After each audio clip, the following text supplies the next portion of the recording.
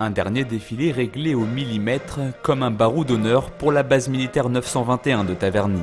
Face aux commandants et aux généraux, ils sont 70, hommes et femmes, à vivre leurs derniers jours sur le site. Membres des deux dernières unités de défense aérienne de Taverny, ils rejoindront prochainement les sites de Villacoublay et de Lyon-Montverdun. J'ai en gros une petite quarantaine de personnes.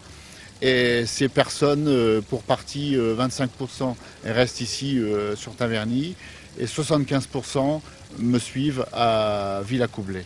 Spécialisés dans le contrôle et la gestion de l'espace aérien militaire, le CASPOA et la DIRCAM ont vu le jour ici à Taverny il y a plus d'une dizaine d'années. Alors évidemment, ce départ, c'est un peu de l'histoire de la base 921 qui déménage. De ces années à Taverny qui ont vu naître l'unité en 1997, je retiendrai un accroissement fort de la mission.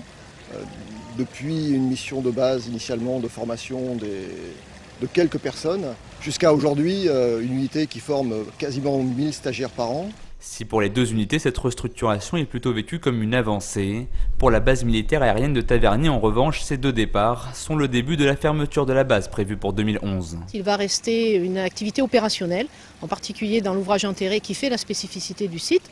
Et donc ce n'est pas véritablement une fermeture, mais donc une transformation. Cette problématique étant un peu plus compliquée, il faut aux autorités du ministère de la Défense un peu plus de temps pour se prononcer, mais les choses sont en train de se finaliser. Aujourd'hui, c'est donc bien l'avenir de ce site de 44 hectares qui pose question.